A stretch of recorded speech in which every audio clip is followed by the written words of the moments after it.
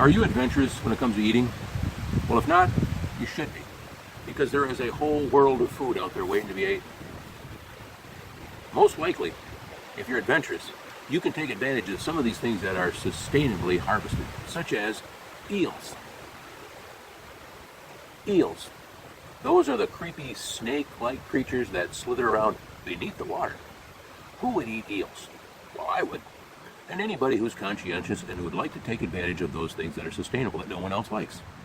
Well, the Asians have come up with very creative ways to eat various different living creatures, or once living creatures. Eels are one of them.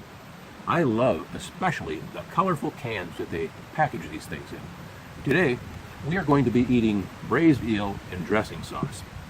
And I'm going to add a few extra personal touches as well. Hi, I'm Rocky Nichols, and this is Funny Guy Food Review. Well, if you've seen me before, you get maybe tired of me showing you all the usual precautions because dead fish is stinky. You don't want to make a mess. So you have to have some absorbent towels, throw away plates and utensils. I have now migrated to the throwaway plastic shopping bags instead of the expensive plastic see-through bags because someone told me I was harmful to the environment by wasting such bags. Little did they know that I got a truckload of those out of the dump and rescued them for recycling purposes anyways. But I will comply. I also use a typical substrate of saltine crackers. Very bland, a little bit salty. They don't need to be because usually the fish has plenty of salt.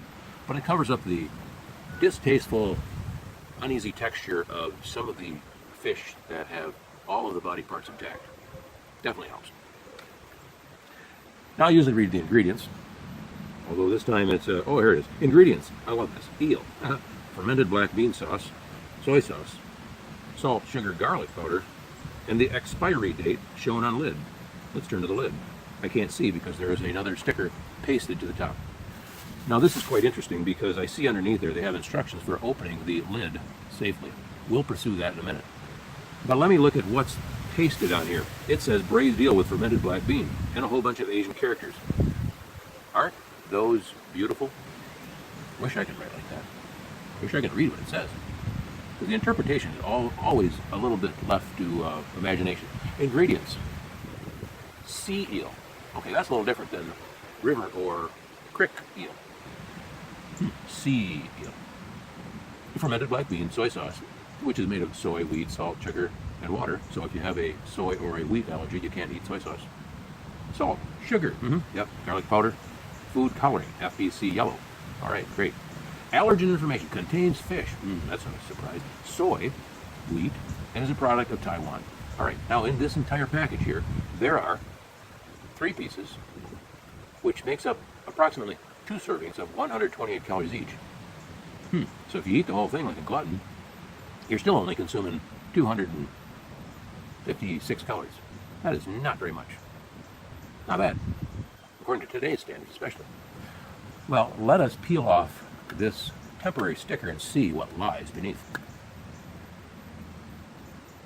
Ever so carefully, because otherwise I won't be able to read.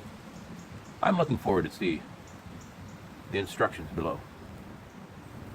So far, so good.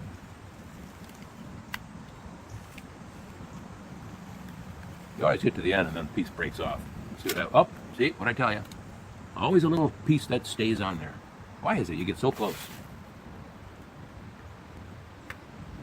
Good enough. All right, let's first of all check the date, which I can't tell. Oh my. This is one of the interesting hazards of shopping at the Asian markets. The can appears to be quite new, right? It's not bloated or anything, so it's probably not in bad shape. But it says here, 2015.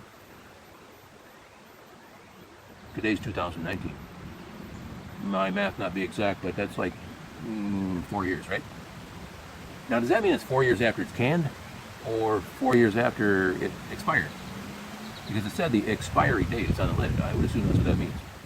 All right, but my usual safety precaution is if I break the top and it doesn't hiss coming out, it hisses going, wait a minute, it hisses, the air should hiss going in, not rushing out, because that means bacteria are active in there producing gas.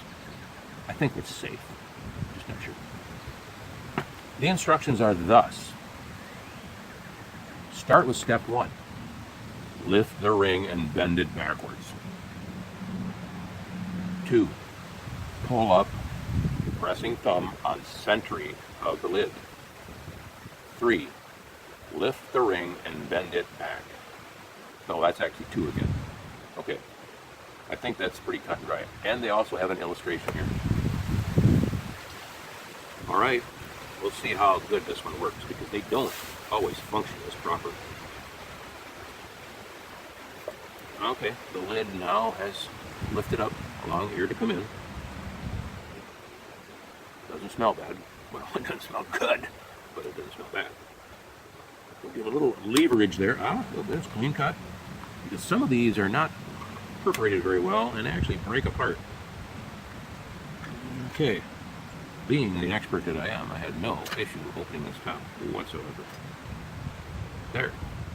Now, it's best to dispose of all the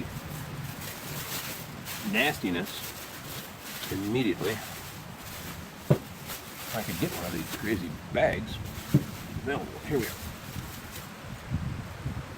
Avoid any droppage. Put it in the bag safely. Yeah, no, these things never really smell great. Not sure if it's the fish or the beans or a combination of both. It doesn't really smell like dead rotten fish, so it's not that bad, but it never really smells great. Have a look. Nice, choice, meaty fillets of braised eel.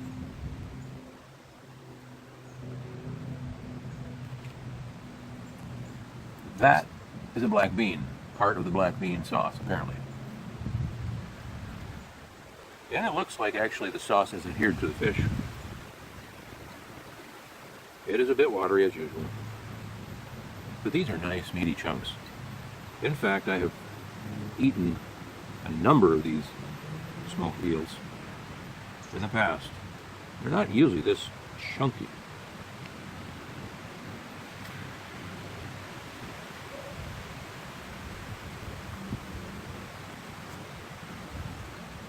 It looks so good, I'm going to attempt it without the use of the substrate that I typically use. So in other words, no salting crackers. How adventurous.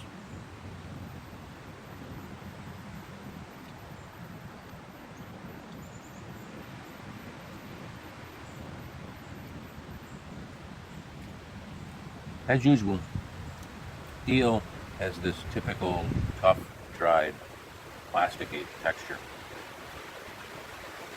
And from what I recall, I actually had some of this in the Netherlands years ago. We were in a little fishing village, and we were walking through there, and this guy kept yelling, "Baffacy jam, Baffacy jam." I don't know what that meant, Baffacy jam.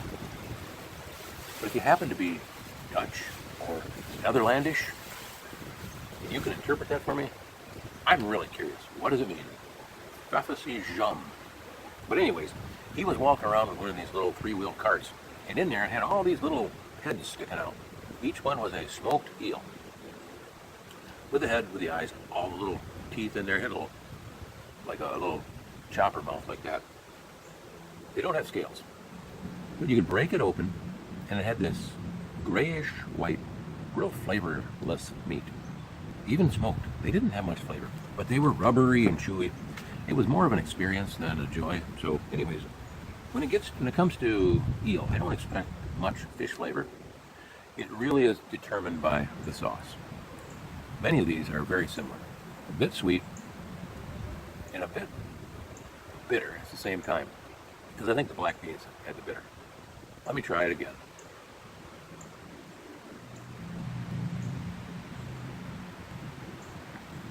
It's the usual. No surprises. But the sauce is a bit sweet. So let me try one on the cracker.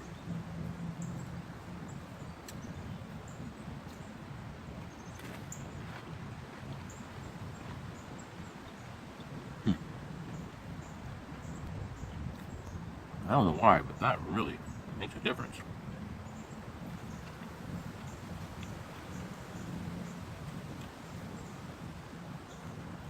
somehow the cracker modifies the plastic texture and it enhances the flavor of the sauce.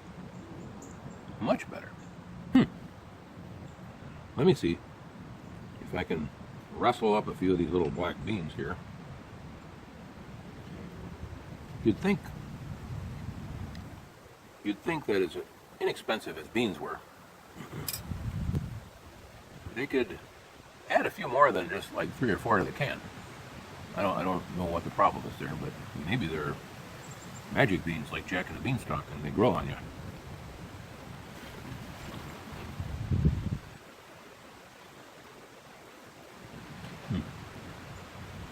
No real magic there. In fact, I can't even taste the beans. So apparently the beans are just added in there for flavor effect. So it may only take a half dozen beans in the whole can to add the bean flavor to the fish. Maybe that's what it is. Can't get over how much better this is, though, when you eat it on a cracker.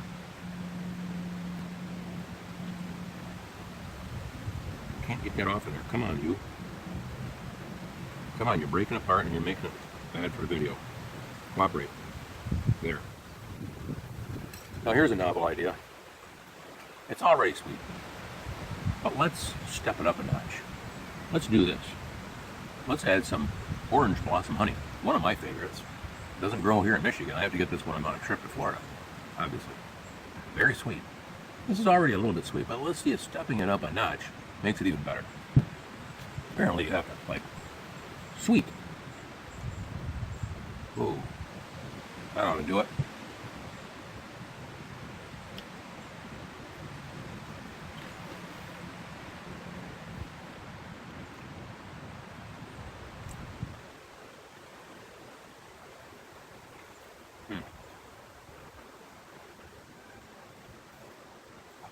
Even though the honey's really good, I'm not a fan of adding any sweet to it.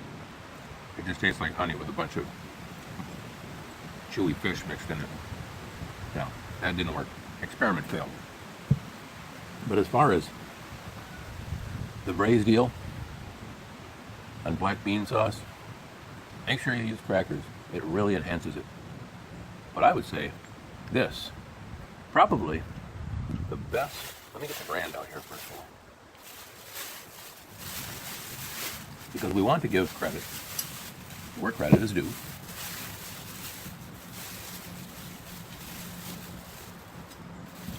Unfortunately, that's not going to work.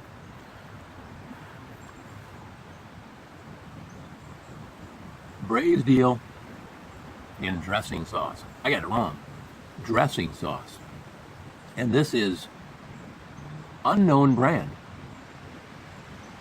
HACCP. That's as close as we can get to the brand. So far, this is the best braised eel I've ever had. Hopefully, things will even get better the more I eat these.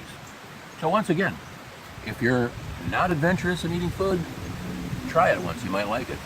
If you are adventurous, there's a world of creatures out there just dying to be ate. I recommend it. Thanks for watching.